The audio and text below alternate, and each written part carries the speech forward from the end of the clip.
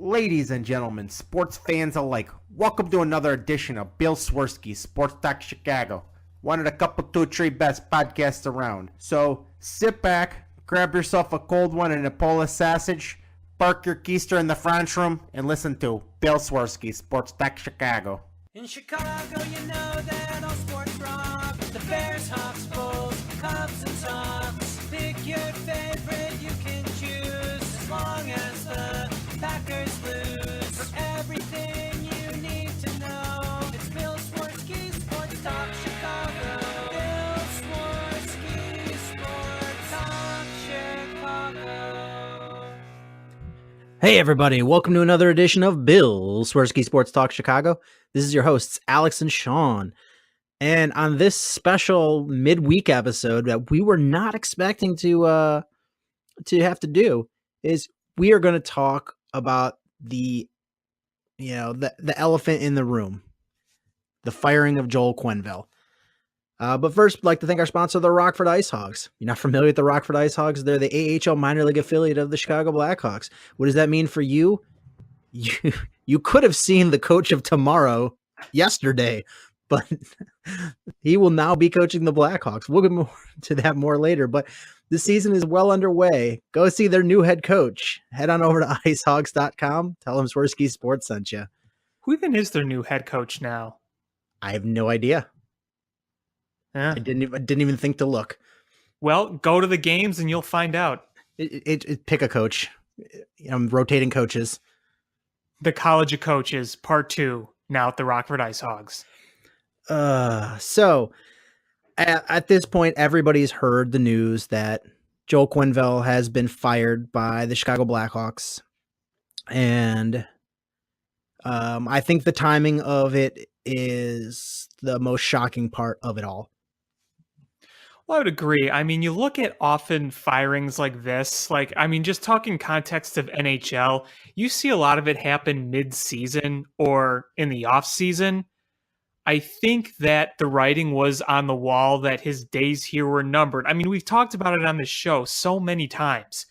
But, I mean, man, on November 6th, that I was not expecting. Because I was driving to work this morning, and just as I was pulling into the office, they said breaking news on 670 The Score, Quenneville was fired. And I just yelled, what? And it nearly crashed into a light pole. Yeah, I think the most shocking part about this is it was just in April when John McDonough gave his full support to both Quenneville and Stan Bowman. And I think at that point is we both said that's a little bit shocking, is that he's giving his full support to both guys, because honestly, I think we thought both guys had their heads in the chopping block with the executioner with an axe, raised up, and both were pardoned. So I was assuming that both would get at least the whole year. And then just a few months later is boom, Quenneville gets the axe. Yeah, definitely. I wouldn't have been as surprised if he got the axe, let's say, in January and they were way out of it like they were last year. But, it's only November. And I know we're going to get into the press conference because a lot of people are talking about the press conference. But from the mouths of John McDonough and Stan Bowman and even our new coach, it seems pretty clear that they're making this move intended not for rebuilding purposes, but for purposes to just try to find a new voice and get things back rolling right now.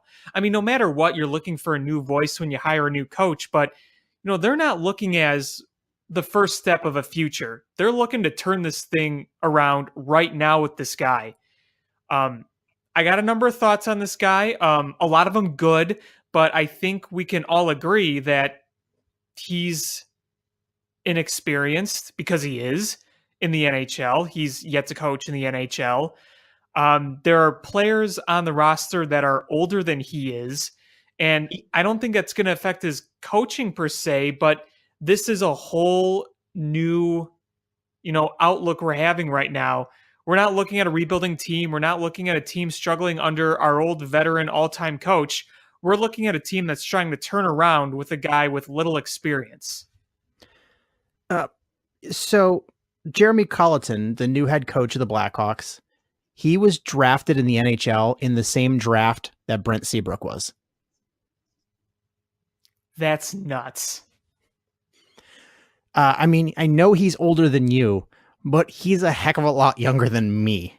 I mean, he's a good 8 years younger than me, and that's just absolutely nutty. And I understand in sports that the trend is moving towards younger head coaches, and this is apparently now a thought for the NHL. I've read many a report that when the Blackhawks brought him into the organization, that that if they basically said if the Blackhawks treat him right, they're going to have a really good head coach in waiting, sitting in Rockford. And apparently they felt that now was the time to just make that move. Yeah, I guess so. It seemed pretty obvious that they were trying to groom their next head coach in-house. I just wonder, what a lot of people are wondering is it a year too early for him? Is it really the right time? I think that this is a really complicated situation, both for Quenneville and Colleton and just the Blackhawks in general. I've heard a lot of good things about this guy. Obviously, I think that what a lot of people, including myself, like, but especially the Blackhawks organization, they like his philosophy. It is a very modern, high-tempo philosophy, which I think can do the team some good. But I think most of all, one of the most beneficial things that he brings is the fact that he's been able to work closely with a lot of the young guys, in Rockford, and he knows who these guys are. If you're going to get into a criticism of Quenneville, not knowing exactly how much of this is necessarily his fault, but there's been a lot of disappointment when it comes to developing a number of the young guys that they've been trying to bring up. Obviously, DeBrincat has not really fit that narrative because he's been great, but there's been a number of guys that under Quenneville either haven't got the right playing time or just haven't developed as desired. Some of them have been traded away. Some of them just are Tavo. exactly the first guy who I was thinking about, and others are in the organization still trying to find their niche. So if I think there's one really big positive you can take from this is that we could have a coach that may be able to really be able to develop some of these young kids. My concern with him is Colleton is saddled with a lot of veteran players that Right. absolutely loved Coach Yep. Quenneville. How are they going to react to a coach that is either roughly their age or younger coming in and replacing said beloved head coach? How is that going to sit with them? You're right. With the younger players, I think this will be a positive move. I think this will be a positive move for one specific individual. I guess two specific individuals. I think Schmaltz and I think Saad. Yeah. This will be a positive move. But where is it going to sit with Jonathan Taves, Patrick Kane, Brent Seabrook, Duncan Keith, and Corey Crawford? And that is your most essential core right there, those guys you just named. And when you think about it, yes, their entire NHL career hasn't been with Coach Quenneville, but most of it has been. I mean, Taves was drafted in 2006, Kane in 2007. Quenneville was in here by 2008. So essentially, Quenneville's really all they know. And it's only the thing they know when it comes to success. Because when Dennis Savard, was there, things weren't going well, even though Taves and Kane were there. But as soon as Quenneville stepped in, then they took off and they went into that dynasty. So success is the only thing they know under Coach Quenneville. And for a number of these guys, Coach Quenneville is really all they know, like at all. I mean, it's true. It's true. So it's going to be interesting. And I guess I don't know. I guess they picked timing when they had several days off to give them a chance to meet the new coach and try to figure things out. I mean, it's clear that the Blackhawks were grooming Colleton to be the head coach, and I guess I didn't see that when they brought him in. I thought they were bringing him in to groom these young players in the system. I mean, when they fired the last head coach for Rockford, the thinking was he was not preparing players. He was preparing players to win in Rockford rather than to play as Blackhawks. And Right. The most important thing for the Rockford Ice Hogs is to prepare players to be Chicago Blackhawks. And you can do both, but one is much more important than the other one. And they brought in Colleton, and I thought it was going to be as a teacher or mentor. And I guess I didn't realize that they were grooming him to be the head coach. And that's what it's seeming to be what they're doing. I also think based on the press conference that they were ready for him to be a head coach, when they brought him in. But I think it was pretty obvious that they didn't anticipate it happening so soon, just like a lot of us were. I think John McDonough even said that, or one of the guys did. But, this is the situation that they decided to go with. Now, going back to my whole rebuilding thought, like you said, it's probably a better beneficiary for the younger kids under Colleton, and it's a little bit more of a mystery under the veterans. Look, I don't know how he's going to do in the NHL. I have no idea. But to me, this move, while they say it's not intended to rebuild, they strictly said it's meant to try to turn things around now. I do feel like they kind of have the plan B in mind, where if things don't get turned around, then at least they have their guy in place where they know they can work with some of the younger assets, if indeed they do maybe go on a rebuilding pace. But I don't think the Blackhawks are ever going to come out and say, yeah, we're starting a rebuild now in early November, even though it's pretty doubtful this team is going anywhere, I think. I really don't think it's going anywhere. But I think they have both scenarios in mind, if that makes sense. I mean, clearly they're trying to go with a youth movement. Clearly that's going to be the way they go, because you have a lot of high-paid veteran players that have got serious miles on them, and some that are long in the tooth. So going young, going faster is not only the way of hockey, but it's also the way that the Blackhawks will need to go, because younger players are less expensive. And you clearly then want a coach that can relate to young players. And Joel Quenneville, that was the biggest knock against him. Right. I mean, he's stubborn and he didn't like to work with young players. And you know what? That is the one aspect where I look at this firing and say, yeah, I get it. I really do. And I've preached over and over that every coach has an expiration date, no matter how good or bad they do. So, look, if you're going to ask me my personal opinions, I'm not as irate as a lot of other fans are. Do I agree that the timing is kind of crappy? Yes, I do. Do I think that it's kind of a shame that one of the most successful coaches in the history of this big city is going out on these terms? Yeah, I do. But I'm not all that upset about wanting to look in another direction.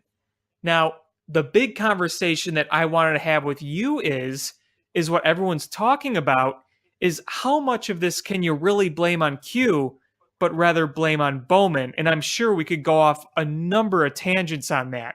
But if you were to just ask me about the direction of the organization, again, I don't know how good this new coach is going to be, but I don't think a new voice is necessarily a bad thing. No, I there was a quote from the legendary football coach Bill Walsh, who coached the 49ers to several Super Bowls and was the he basically set the team up for when George Seifert won.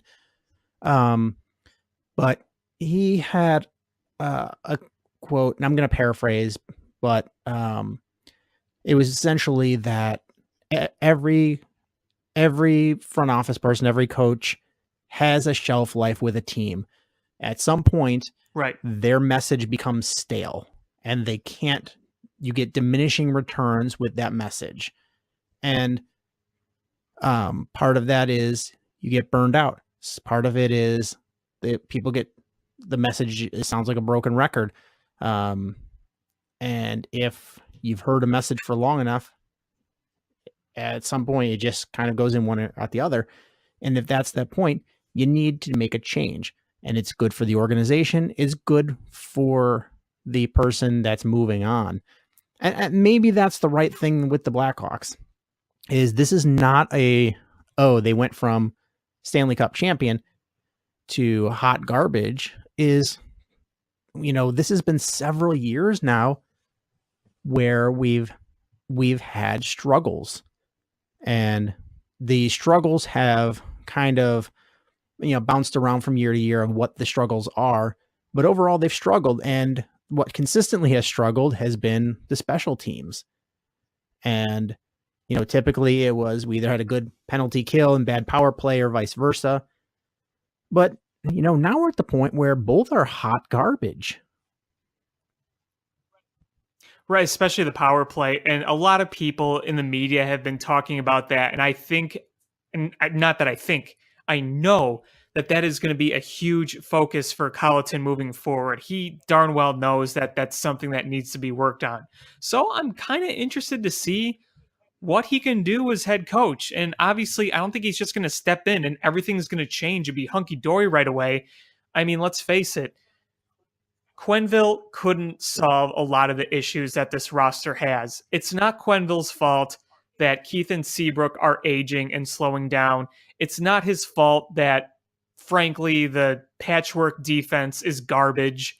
And it's not really his fault that, at least I don't think it is, that, Brandon Saad went from an all-star caliber player to coming back to the Blackhawks and having either tough luck or just looking mediocre at best. And it's not his fault they lost Marian Hossa.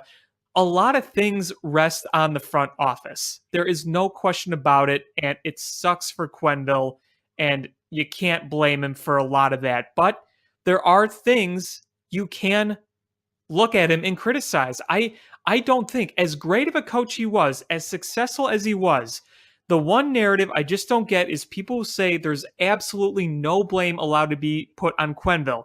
And I think that he has to take some of it. That's just part of sports. If you're a head coach and your team's not playing well, there's got to be some accountability with everybody, the players, the coaches, even if it's not a whole lot of accountability, which I don't think Quenneville deserves a lot of it.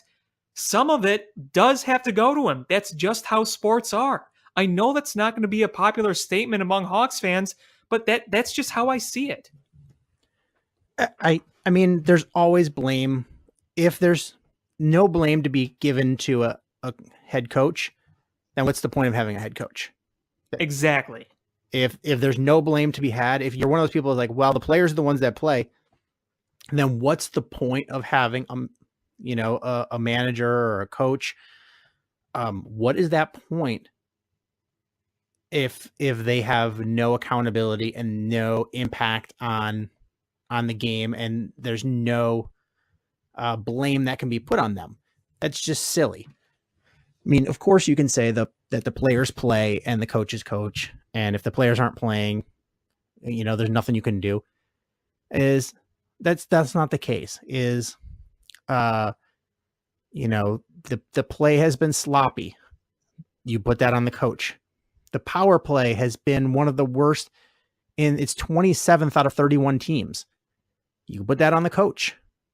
The penalty kill has been 22nd out of 31 teams. You can put that on the coach. You can blame, you can say, well, you can't blame him for the roster that he was given. Well, yes and no, because I'm sure along the way look how many young defensemen got shipped out of here. And how many years did a old Michael Rosafall play, significant minutes?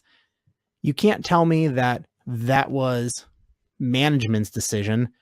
That was a Quenneville decision. Is he trusted? You're not wrong. And how many defensemen have come into this system and talked about how different it is for the role that they have? Is at some point is if the system you're using stops working like it should, or you don't have the players for it, you got to switch it up. You can't say, well, this is the system, and if the players can't play in it, then we'll just suck. That's not the way it goes. If the system that you're using, the players don't fit into it, then you need to either get new players, which is not your responsibility as the coach, or change the system that you're using to best utilize their players. I get Joel Quenneville is a slam dunk Hall of Fame coach. Slam dunk. No question about it. But at some point, does the game pass you by? Some point does if the game hasn't passed you by, is the situation that you're in become stale? That's probably the more likely scenario. Yeah, I mean, criticism towards him isn't, saying he was bad. Because, look, we cherish every bit that Q had here. He brought us 3 Stanley Cups. He did a wonderful job in so many ways. The players loved him. He is an all-time great, and I will always be a fan of him. But there was something interesting that I saw on TV earlier this evening, and that's how players would talk about how consistent he was. You knew what you got from him. Could you read that as other teams knew what they got from him, and you look at the past few years, and you look at that last playoff series against Nashville, look how he was outcoached in that series. Look how teams around the Blackhawks have adjusted. Exactly. It's just, again, part of sports is constantly evolving with it. Quenneville will always be great, but when you get a new voice and you get a new philosophy, that's when you can really see a turnaround. And again, I don't see this team on paper being saved as a cup contender, whether it's Quenneville or not. So that's why them not playing well is not necessarily me fully blaming Quenneville here.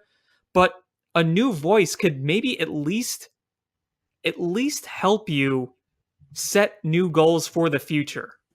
That's what I'd like to see. A new modern philosophy. It's not that the old one was bad. The old one is just outdated. It was funny. I texted when I saw the news. I texted a couple of friends, and I was like, Quenneville got fired, and my one friend just texted back, "Does the new coach have a mustache?" No, he doesn't, and he still has spots. And I'm like, I don't think he can grow a mustache yet. I don't think his dad's taught him how to shave.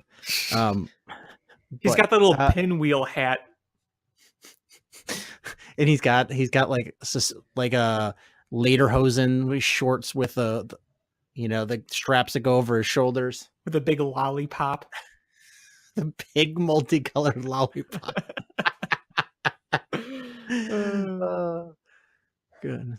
Oh, and his buckle shoes. Buckle shoes. His Buster Browns. His jammies still have butt flaps on him. He's got to be home by 9. That's his bedtime. His mama won't tell him stories. So, all right, sorry guys. I know we got a late game, but I got to be home by 9 o'clock. Yeah, I had to call the NHL because I'm not allowed to be out that late. My mama said that I'm not allowed to say no words on the ice.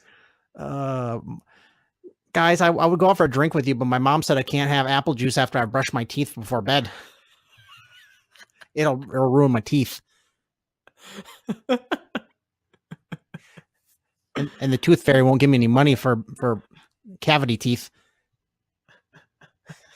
Before I got this job, I was waiting in the pumpkin patch for the great pumpkin. He's like, this has been the greatest week of my life. He's like, Wednesday I was waiting for the great pumpkin, and today I get the head coaching job. Of the Blackhawks, an original 16. And then in 2 weeks I get to sit on Santa's lap.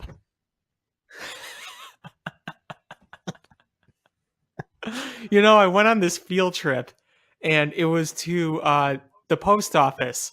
I was really sad because I found my letter to Santa in the discard pile.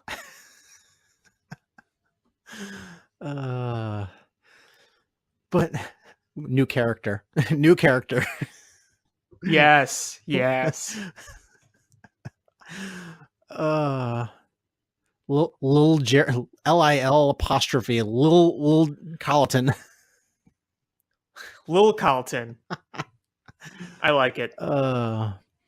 But I mean, getting back to seriousness is, people were like, "Oh, are you shocked that this happened?" And I just had to pause for a second. And am I shocked that this happened? No. Am I shocked about the timing? A little bit.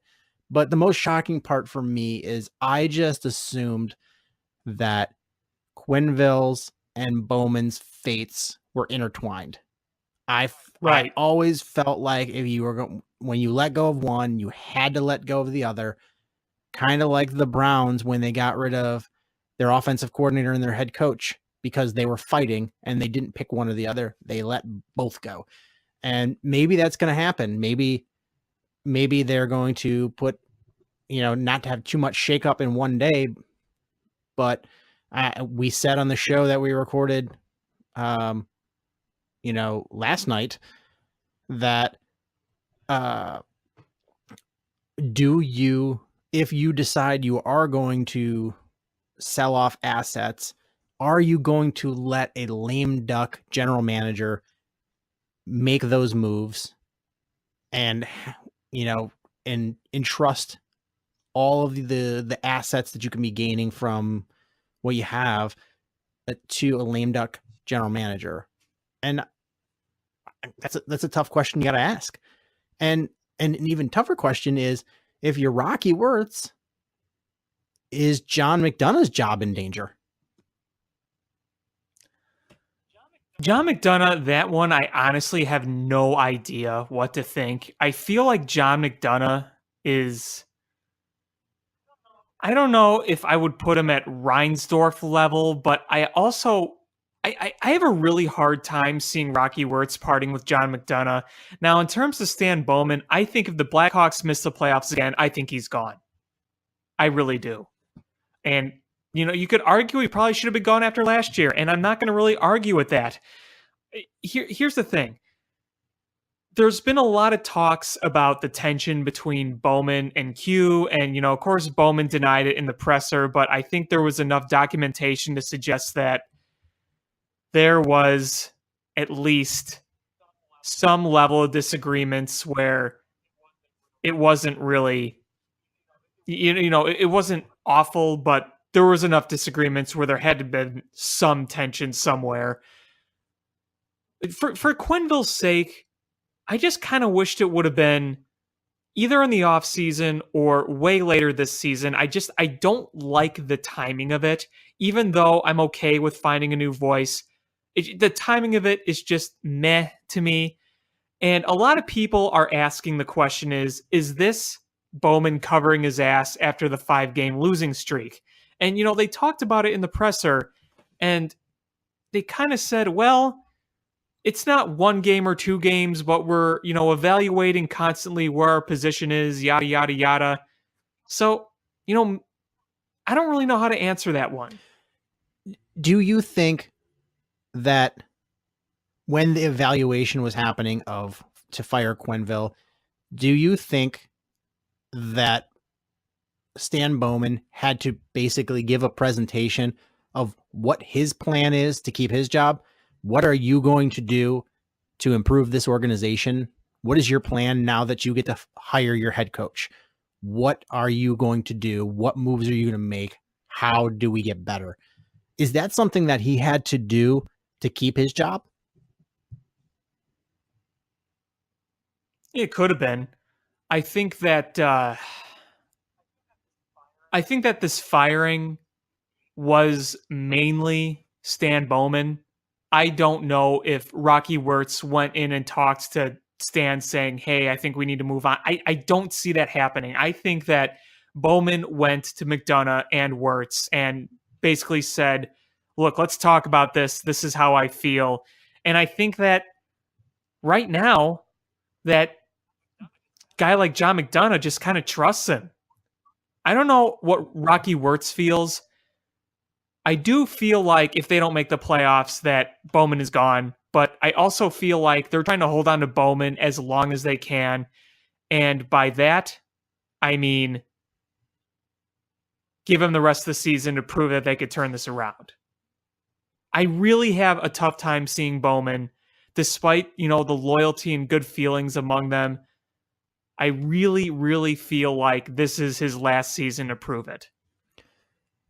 Towards the end of the presser, somebody asked the question to McDonough, did you consider firing Stan Bowman? And he said, I believe in Stan, which is all fine and good, except that in April, he said, I believe in Stan and Quenneville. So what's the truth? Where does the truth lie? I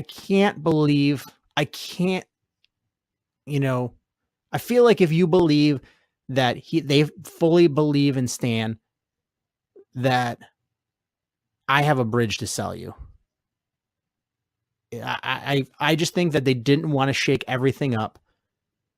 And it was much easier for them they had a coach waiting in the wings. They did not have a general manager waiting in the wings. Right. Yeah, and I also think that it's easier for an organization to fire a coach in the middle of the season than a general manager. And that's just not with hockey. That's with pretty much anything. I think the biggest thing you could look at is and say, well, why wasn't this done before this season after last year? Well, I think that they really wanted to try to squeeze anything they could out of this season to show that they weren't truly done.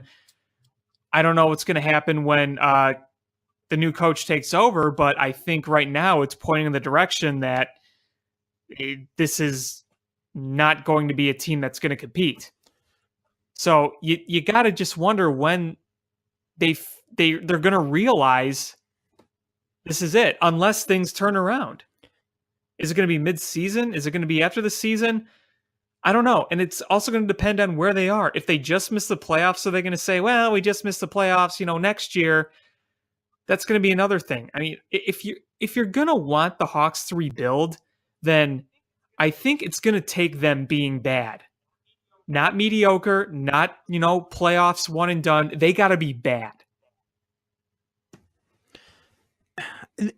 And, the question, the rightful question has been asked is, what has Stan Bowman done to keep his job? And I can throw pros and cons into there. Is the guy helped build the dynasty that was the Blackhawks. Sure, Quenneville coached that team. Stan helped build that team. And he also was able to completely retool for Stanley Cups number 2 and 3. Well, I think that was what he did more positively than anything. Right. But then again, more recently is signed bad contracts. The Seabrook contract is arguably the worst contract in hockey. You gave what's his name that ended up having MS? Brian Bickle. Brian Bickle. You gave him the bad contract. Such a bad contract that in order to get out from under it, you had to give up Teuvo Teravainen for somebody to take it. You traded away Hjalmarsson, which I don't think was a bad thing to do, because he was getting a little long in the tooth and he was going to be due money, and you didn't want to have a third old defenseman that you had to pay a lot of money to. Yeah, I think that was, I don't think the trade ended up great, but I think that was more of a salary cap thing. But the trade, the rationale and the action you took was the correct one, I think. But the return you got was garbage. You got Connor Murphy, who was garbage. You knew you had to replace defensemen, and you put a patchwork, a bunch of garbage. You've got two, ancient statues. You've got one potential young stud, and then you've got just a gaggle of hot garbage. And sure, you went out there and you spent a lot of high draft capital to bring in defensemen, but they're not going to be ready to play for a long time. So in the meantime, what are we just stuck here with hot garbage? Right. I think that Bowman has not done an efficient job the past few years. If I were to give him a lot of credit, it would be maintaining the cups in 13 and 15 and that long run they had in 14 as well.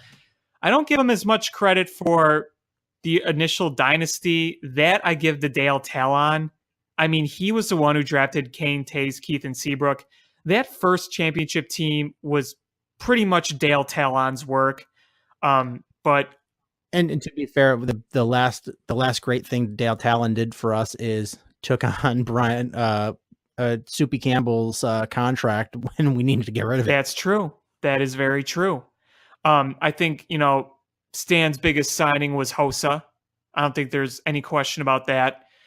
You found some good draft guys like, Saad his first time around. You made some effective trades when he had Nicoletti for the time he did. He helped maintain those cups. But, we're going on several years since the last cup, and his work has gone just way south.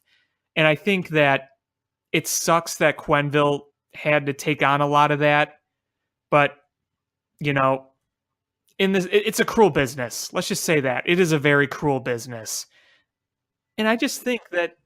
But here's the thing he recognizes, like, I don't think he drafts terribly, but he recognizes the holes that they have way too late to address them in the draft. This isn't NBA. This isn't the NFL where you can draft a guy that's going to come right in day one and fill the hole you have. If you need a quarterback and you draft a quarterback, you could put him in there day one and he can play. If you need a power forward, you could draft a power forward and fill that hole right away.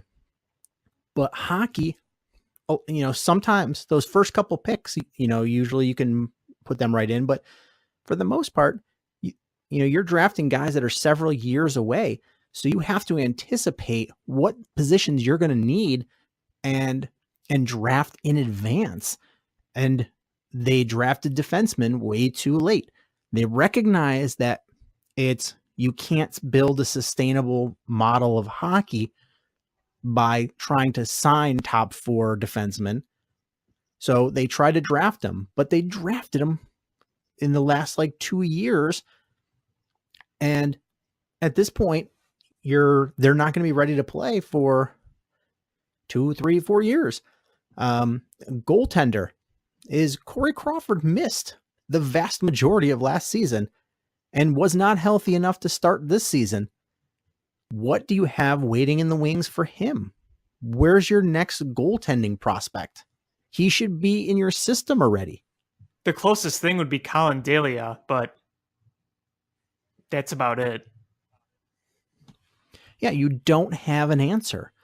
That's where the problem comes in. And I give Bowman a lot of credit for the things he did, but I also have to hold his feet to the fire for the things that either he didn't do or the things he did wrong. For a number of years, I was one of the Bowman defenders. There's been a lot of criticisms for Bowman for a number of years now. And I thought that for a while he was kind of getting a bad rep, especially for the accomplishments that they made in the post-Talon era. But I think the last 2 years really kind of made me turn the tide and be like, okay, I think we're done with Bowman here. I mean, this offseason was so disappointing. I know there wasn't a whole lot you can do, but what did you do this offseason? You signed a guy who's nearly 40 in Chris Kunitz and is way past his prime. You signed a goaltender who's way past his prime. That's about it. They didn't do much this offseason, and it was pretty clear this team was flawed even with Corey Crawford. Corey Crawford can make you a competitive team, but if you really want to be a good team, you need to have more than what you have.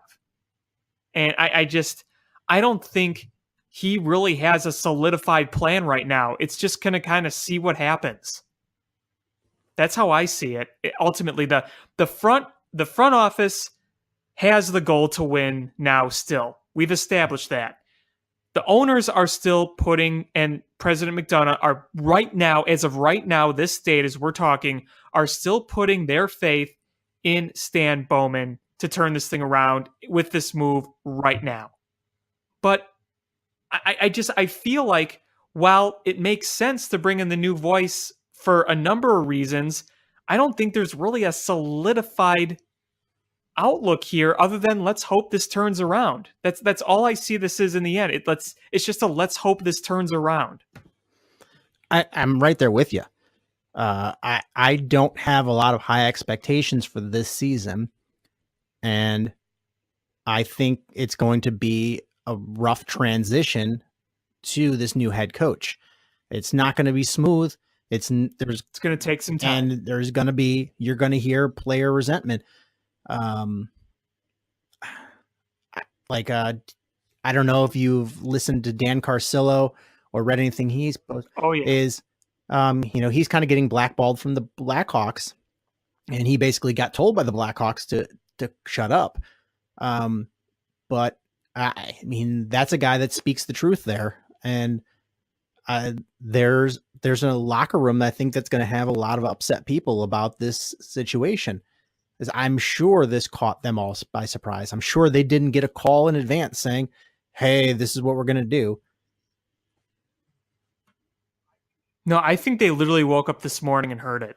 Yeah, and from what it sounded like. I just don't think that's the right way to handle that too. You've got a veteran team that have done a lot of good things for you, and to just surprise them with bad news that they have to hear from the media, no bueno.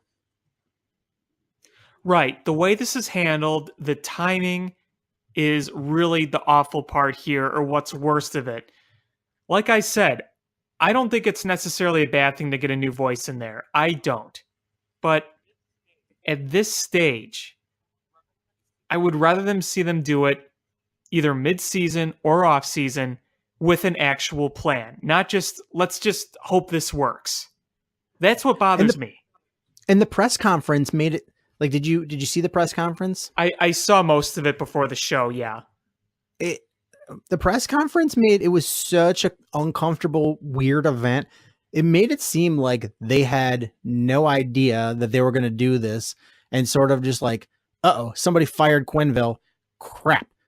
Let's throw a press conference together, and nobody prepared for it. It just, you got company line, you got, like people glossing over questions. It was just a weird event.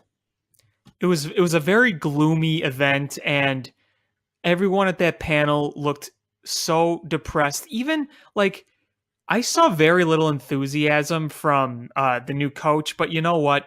I don't expect him to go up there and be like, "Oh yeah, we're gonna do great. We're gonna do this. We're gonna do that." I think he was still just kind of in shock that he's about to be the head coach of the Blackhawks. I don't think he fully processed it yet. Meanwhile, Stan is like, "Yeah, I'm trying to make changes here to save everything," and McDonough's like, "Oh yeah, I kind of trust this guy." And I think for the first time, I saw Rocky Wirtz speaking in public not smile or grin or have any sort of happy thoughts. He looked almost mad. That's the vibe I got. Not necessarily at Bowman himself or at Quenneville. I just think that this is the first time he's legit being put in a situation where he has to address failure, and he doesn't like it. I just felt like when, the first question that Colleton got, that he was just going to be like, today I'm the head coach of the Blackhawks, but yesterday I represent the Lollipop Guild, the Lollipop Guild, the Lollipop Guild, and in the name of the Lollipop Guild, I'm glad to be the Blackhawks' new head coach. Yeah, it wasn't quite like that. He was like, I'm so glad to get my Wonka golden ticket. I got a golden ticket. I got a golden ticket. It's a nice sparkling golden ticket, but it's got just a moping Stan Bowman face in the middle. Colleton Glump.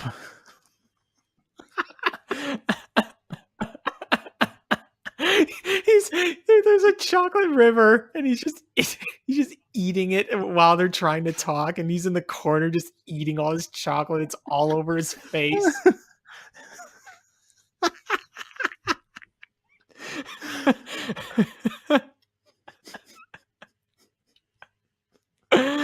Oh my god. If there's one real positive, is we're gonna have fun with this guy on the show. Yeah, there's no fun to be had with Quenneville. No, as much as I loved the guy and I loved his seriousness, he wasn't fun.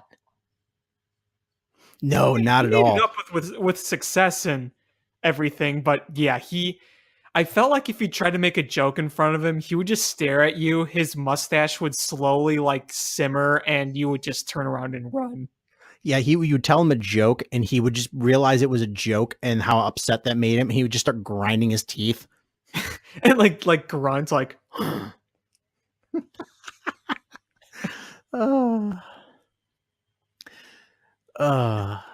but and now our new coach is gonna go up there and be like, why did the 11-year-old not get into the pirate movie? It was rated R.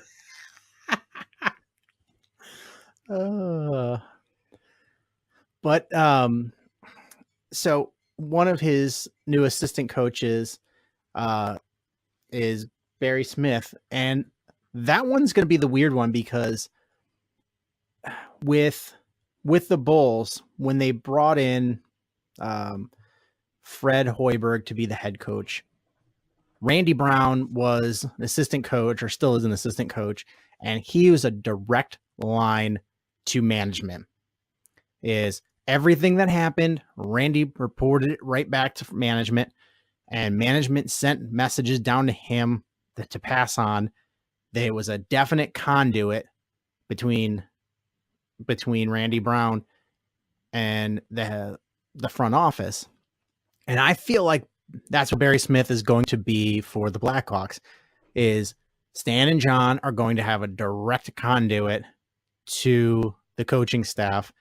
And I hope that they give this kid a chance to actually show what he can do, and not muck it up with, too many cooks in the kitchen. That is a legitimate concern, I think. A lot of people have brought it up ever since, that was confirmed. I think that a lot of people have the right to be concerned about that. I think that it's fair to say we don't want a yes man. We want someone that is going to do what he thinks is right. If he wants to develop guys a certain way, let him do it. If he has certain coaching philosophies and a certain way to attack certain aspects of the game, let him do it. I mean, outside Stan Bowman, let's face it, John McDonough is not a hockey guy. No. You don't want to be a yes man to somebody who isn't a hockey guy, and a GM who is right now probably on a seat that may or may not be getting warmer. I feel like he has some awfully thick pants, because that seat is pretty hot. Oh, yeah. I mean, he's probably wearing like 5 things of trousers.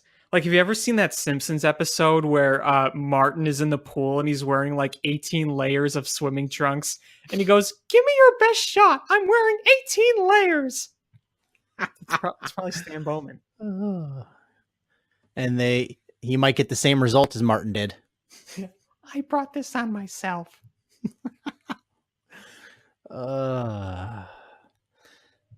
But yeah, it's Thursday is going to be an interesting day. That's going to be the first game. It's going to be here at the United Center against, is it the Hurricanes? I don't know who they're playing. I'd have to look. But yeah, I know it's at home on Thursday. That will be interesting. It is indeed the Hurricanes. So yeah, it's going to be Thursday at 7:30 at home against the Hurricanes. It's going to be really interesting to see what the results are on the ice. It's going to be interesting to hear the intermission report, what those guys have to say. It's going to be interesting to see what kind of goofy suit that Patrick Sharp is wearing when he tells us what his opinions are, because he played a number of years for Q. I feel like the ratings are going to be the highest one of the season for this game. Oh yeah, there's going to be a lot of people watching this with great interest. There's no doubt about that. And I'm going to be watching with great interest. I know it's going to be a long transition, but let's see what happens. I think we all have to say, give this kid a chance. You can't rule anything out just yet. Give the kid a chance. And even if he doesn't work out, I'm not going to be mad at him.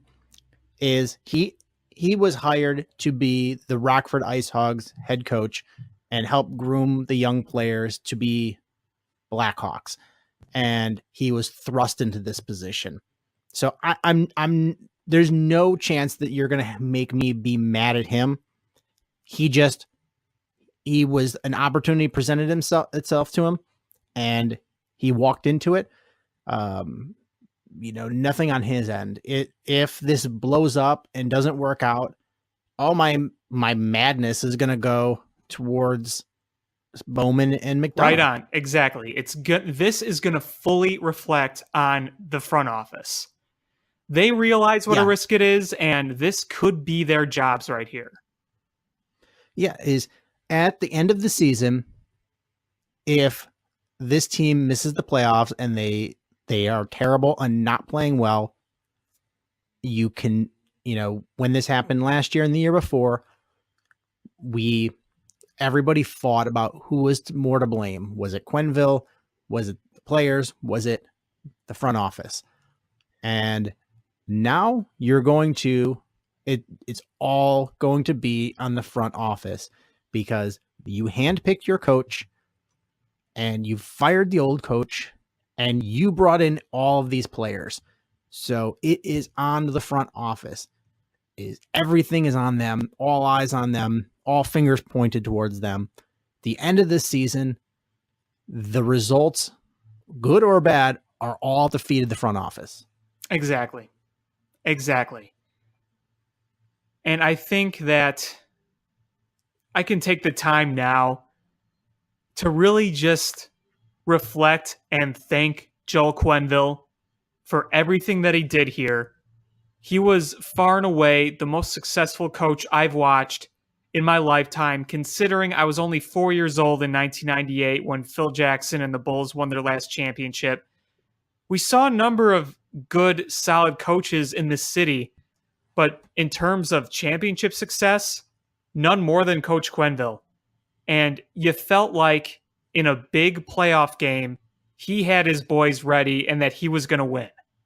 And the intensity that he brought on the bench, I loved it.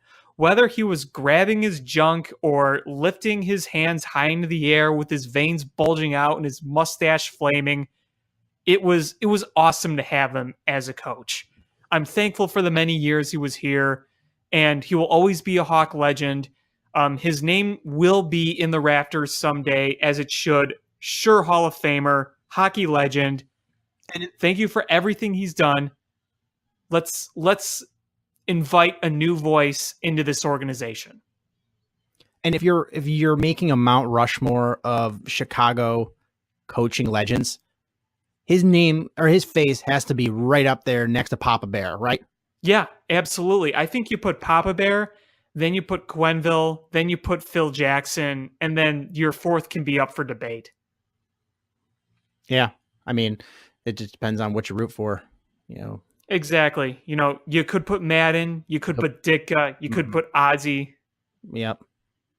I think I do think, though, if Madden wins another Super Bowl, if Madden wins another World Series, that would probably, to me, solidify him as the fourth guy. But your top three have to be Papa Bear, Quenneville, and Jackson. Yeah. And that order. In that order. Exactly.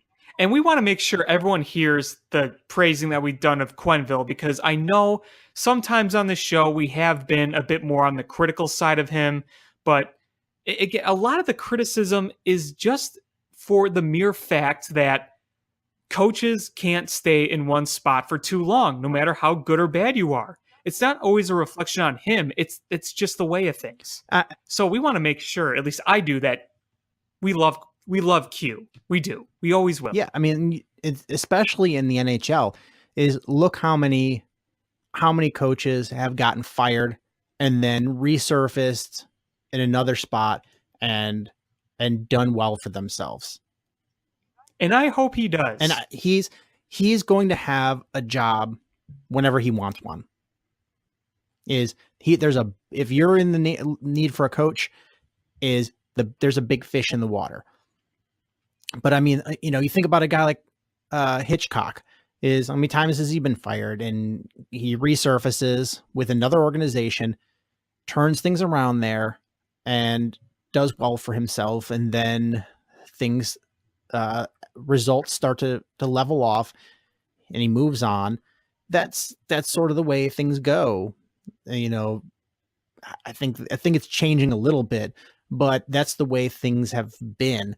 And Quenneville is going to go somewhere else if he wants to, and he's going to turn things around there, and you're going to see a marked improvement because he's a hell of a coach. It's just the results plateaued here, and we couldn't squeeze anything else out of him. You worded it perfectly. Plateau, squeeze it. That was worded perfectly. And you know what? If he wants a job and he makes it clear he wants to still coach, his phone is going to be buzzing off the hook, because I guarantee that hockey organizations around the entire globe would want him coaching their team. Think about it. Hopefully he has a better agent than Joe Madden. Yeah, no kidding. No kidding. That's a whole other story we could talk about.